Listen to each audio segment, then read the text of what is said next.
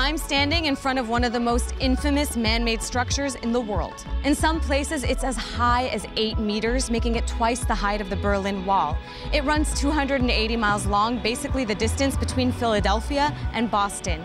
It's been under construction for the past 13 years, and it's still not done.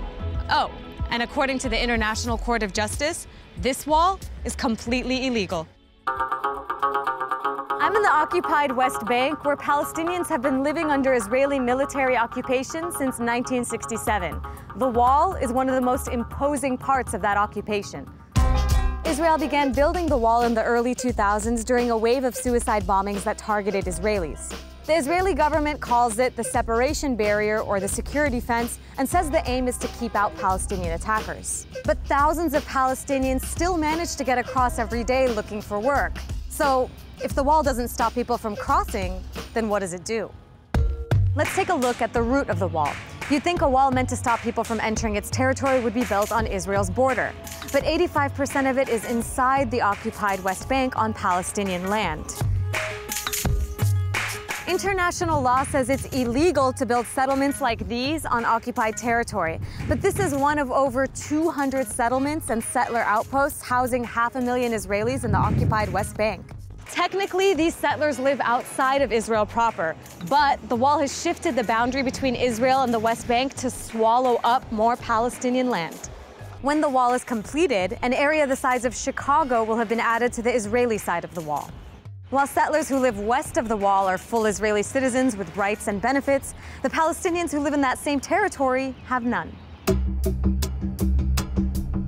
This is the village of Dab'a near Qalqilia. It's just one of many Palestinian villages that lost at least half of its land to the wall. Israel used dynamite to clear the path for the wall, damaging homes and the local school.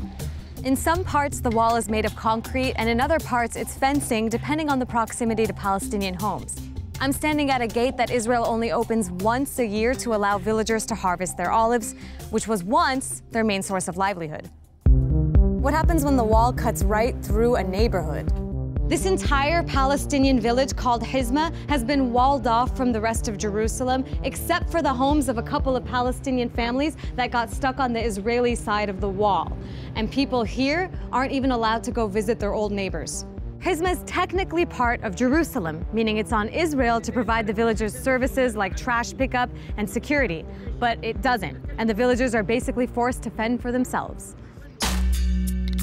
You'd think the biblical city of Bethlehem would have a booming tourism industry. But here, you can find one of the clearest examples of how the wall has devastated the Palestinian economy. Many businesses have shut down and families have left. When it's completed, Bethlehem will be completely cut off from its agricultural land, its churches, and more. The wall, along with a series of illegal Israeli settlements, are physically strangling the city, and it can't expand. And because of the wall, most Palestinians coming from Bethlehem cannot take this road to nearby Jerusalem. You can only get through this checkpoint if you have a special permit, which most Palestinians can't get. So there you have it. This wall, a fixture of the occupation, has destroyed neighborhoods, strangled the economy, and illegally grabbed more Palestinian land. Palestinians call it the apartheid wall. And the question is, how long will it stand?